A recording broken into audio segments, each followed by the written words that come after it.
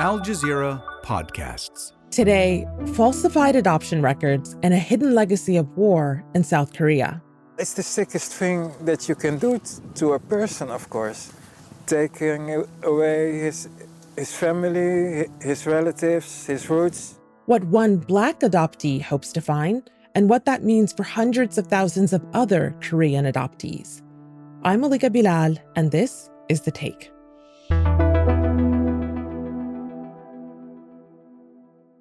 My name is Anna Kook. I am a field producer with AJ Plus Reports, and I am based in New York City, but I was in Korea last year to film 2 special stories in South Korea. Anna, it's really good to have you here on The Take. You spent about a month reporting in South Korea, and while you were there, you got to know a man named Simone. His roots are in Korea, but he's from the Netherlands. I'm Simone Hokweda.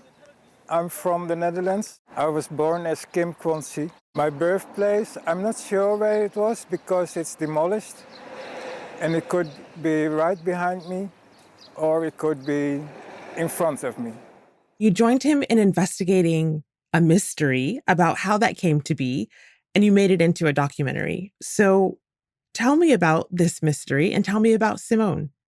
Right, so I met Simone in October of 2023, last year in South Korea, because he was searching for his birth mother. And he had returned to South Korea after more than 50 years. He left Korea when he was 4 years old, when he was adopted to a white family in the Netherlands. And he had to do that because he was biracial. He was born from a US Black soldier and a Korean mother. And because of laws at the time, he had no choice but to leave and to be adopted to another family in the Netherlands. Wow. And so he came back to his home city called Paju, which is right near the border between North and South Korea, to try to search for clues to find his birth mother. Mm-hmm. So let's situate people in time here. We're talking about the Korean War. It's taken him that long to return to his birthplace. Why? What do you know about why it took so long? Everybody believed that these kids who were sent for adoption abroad were orphans because on paper, it said legally that they were orphans. But now it's finally, resurfacing. The truth is coming out that they were not all orphans and they were made orphans on paper. But in actuality, in truth, they actually had families, mostly mothers who may be waiting to reconnect with their children on the other side. And they had no way of knowing this because it wasn't on their paperwork. The truth is finally coming out, and adoptees are finally sharing their stories, trying to go on their own search journeys to find their birth parents. But Simone's story has an added stigma, and that is because he was half Black. So talk to me about why his story was that much more complicated. Right. Simone is one of thousands of biracial Black children who were born at that time from the US soldiers who were stationed there at the time. And it just goes back to racism, right? This notion that in Korea, when they were building this new nation called South Korea, right, after the Korean War, the idea that you can only be truly Korean if you look fully Korean. And it was reflected in laws, right? Because Simone couldn't get rights as a Korean citizen. His birth couldn't be registered properly. So his mother couldn't even send him to school, which is why his mother eventually decided to send him to the Netherlands, because local officials and social workers convinced his mother that he would be, given better opportunities, given an education. And just imagine being in the shoes of these women who are, facing social stigma, trying to raise these children by themselves without much financial support. And they're not even able to give proper education to these children. And so they had a lot of guilt with them, right? And so they saw foreign adoption as a way to, give these children a better life. Mm. It's such a difficult decision. I can't even imagine being in his mother's shoes. What was so surprising for me in watching your documentary is not just how shocking Simone's story is, it's that it's not that rare. It's pretty common. Around 200,000 children have been sent abroad for adoption since the Korean War in the 1950s. So walk me through how that was allowed to happen. So South Korea became the biggest exporter of babies abroad because essentially the governments, decades of military dictatorships who were all supported and backed by the US government, they all supported this system of foreign adoption because they saw it as a way to tackle mainly three issues. So it was kind of like hitting three birds with one stone. And the first one was because South Korea was so poor and war-torn and poverty-stricken, they saw foreign adoption as a way to make money because private adoption agencies were running these adoptions and they were making a significant amount of money from these adoptions. And the second one was the social stigma and issue of single mothers. They saw these single mothers because their husbands or the men that he had children with left Korea after their service was over in South Korea. The third one was a way to deepen diplomatic ties with the US and the West in Wow. general. South Korea depends on US military presence for their security. And at that time, it was a way of, both military strategy, but economic stability as well. And so I think they saw it as a way to really benefit them in many different ways. After the break, how stories like Simone's came to be. Anna, this is a two-part story, and we've been talking about one part of it, which is the story of a child of a Korean woman and a Black U.S. serviceman looking for details about his past. But adoptions like this, in so many cases, seem to be part of this wider system of exploitation. And in some cases, it's not just the kids who were hurt because of this process, it's their mothers too. So can you tell us that story, the story of these women? Yeah, I think this two-part series about the women and these adoptees really comes down to, a system exploiting vulnerable women, right? So the mothers, they were lured into the system of prostitution, a sex trade that was built by the South Korean government in collaboration with the US military, a sex trade built for US soldiers. Oh, And wow. they existed and worked around camp towns, which describe areas surrounding US military bases. And these women were lured into these jobs to make money because they didn't have jobs, they were impoverished and uneducated. And a lot of these women also were orphans or didn't have family members. And so a lot of officials convinced them to come to these camp towns to work waitress jobs. But it turned out when they arrived and they were working at these bars or clubs, it was actually a job to be a prostitute for US soldiers. And they were kind of forced to be stuck in the system because they were constantly stuck in financial debt because they were given housing, food, clothes to live and work there. And so these women ended up being stuck for decades working in a system of prostitution. They required the women to carry these IDs on them at all times to prove they were clean from sexually transmitted diseases. And a US military officer could have pointed at any women who were suspected of having a sexually transmitted disease, and they were brought to a detention center where they were locked up, and US medics injected them with penicillin as a way to get rid of these STDs.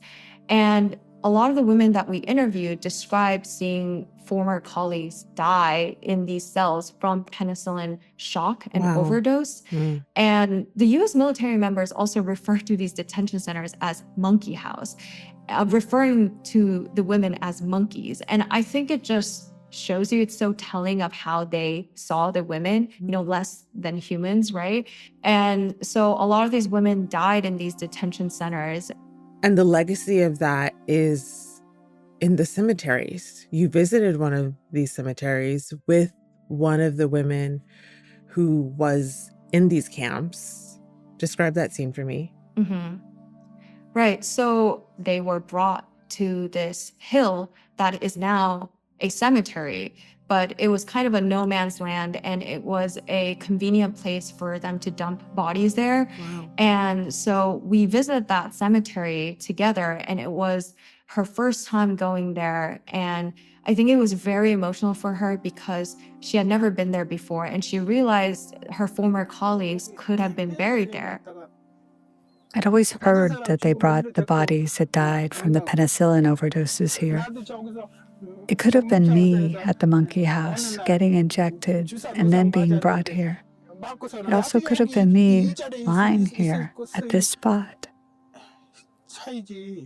You can hear the difficulty of what that decision must have been like just in your retelling of it based on your interviews with these women. And one of the things that I found really interesting in watching was that so many of the women, even till this day, years later, either didn't want their faces shown or they wanted to obscure their voices because of the shame and because of what their families think or might think.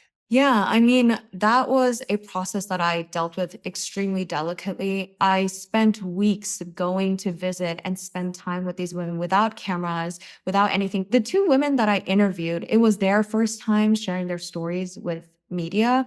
And so I think for them, it was a monumental step in, telling their truth and trying to demand accountability from both the South Korean government and the Defense Department. Yeah. The South Korean government and the U.S. Defense Department, those are the two bodies that people put the onus on for these policies. So have they admitted any culpability? Have they come out and talking about why this happened, how it was allowed to happen, and what happens next? Well, we reached out to the Defense Department, the US Defense Department, and they never responded for any comment. But in reports that relate to prostitution, their official line is always that it's illegal for any of their service members to engage with prostitution when they're serving abroad. Really? And so they officially don't support this, but clearly they know that this is happening continuously today, by the way. And they knew it was happening because in the documentary, we show government archive meeting records where US military leaders signed off on running these camp towns where the sex trade was happening. And so they were aware of it, but no, they have not come out. But the South Korean government in 2022, the Supreme Court in South Korea ruled that the government in the past was responsible for setting up this sex trade in the first place. And so this ruling was huge. And I think it was the first step that gave the courage to these women to try to bring it to the US. But a lot of these women don't feel like that's enough. There's still a lot of support that they're not getting from the government, and they don't think that accountability has really been met yet. Yeah. So accountability hasn't been met, but I wonder if there is a recognition, at least within wider society, about what happened in the past and reckoning with it. There's a scene that I'm thinking of in your documentary in which you and Simone are walking by a field and you come across a woman in a place where Simone believes his mother probably used to live. Walk me through that scene and what happened.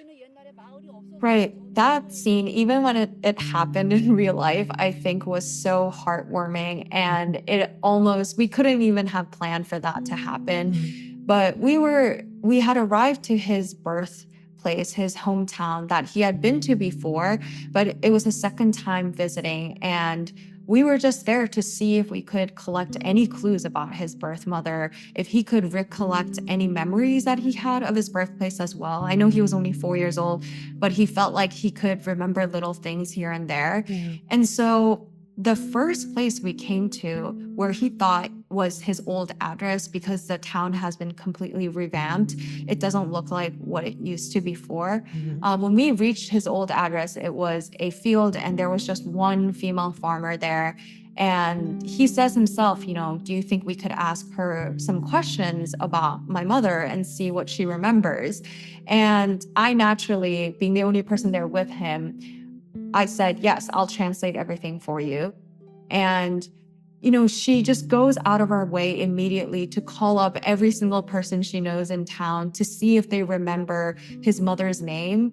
And even though this was a xenophobic policy that the government enacted, I think that was a huge step for Simone in realizing that not all Koreans hate biracial children. I always thought all Koreans hated mixed children, but it's not.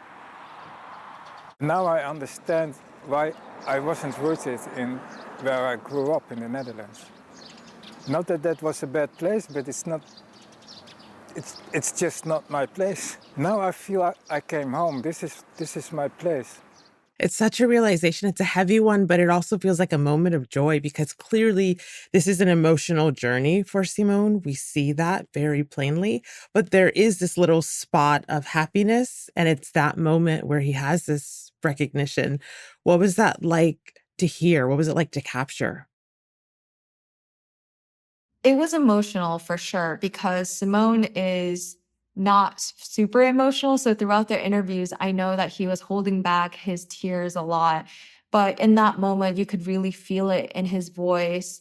And when the farmer gave him, a rice cracker and a little vitamin drink, it's not much, but to him, that meant the world, right? And it was a piece of home that made him feel like, okay, like I'm welcomed here. It just goes to show how important the search journey is rather than, the end of it all, being able to find his mother, which he still hopes to do. Obviously, that's the most important thing.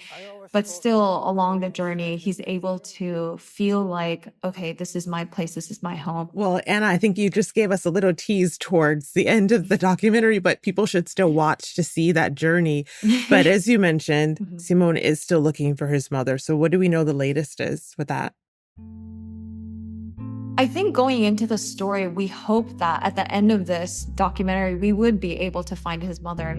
Everybody wants to watch something knowing that there is a satisfactory ending to it.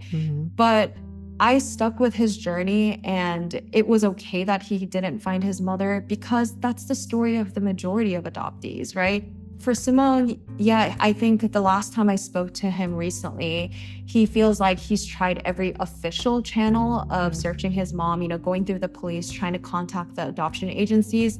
And since that has failed, I think now his next journey looks a little bit more unofficial, but it's more about like building those connections that he formed when he first came to Korea. It's a bit weird because I had all these questions and things I wanted to talk about, but it's okay. I know now that I have to study hard when I get home and learn Korean. Well, Anna, finally, because so much of this story is a personal reflection, I want to end with your own personal reflection. I wonder what it was like for you to learn this about the place that your parents call home, and a place where you've lived. What was that journey like for you? I think it was a journey of learning for me as well. This is all a process, and part of pursuing justice for them is telling these stories, making these stories come up in life and no longer kind of sweeping the truth under the rug. I was also trying my best to help Simone come to terms with his own story. And I also, in our off times after our interviews, I was introducing him to different Korean food, which was really meaningful to him as well. What was his favorite? So I was able to, I introduced him to Korean barbecue. You can't go wrong there. Exactly. And so that was really fun for us as well, taking him to different cafes as well. So yeah, and I think it's also for me, it was a story, but I still keep in touch with Simone. I ask him when he's going to go back to Korea. I want to help him with his journey. So for me, it's more than a story. It's a personal one. So yeah, I really hope that I can stay in touch with the women and Simone as well. Well, Anna, thank you so much for walking us through the story and reporting the story out for a wider audience. I appreciate it. Thank you. Thank you for having me.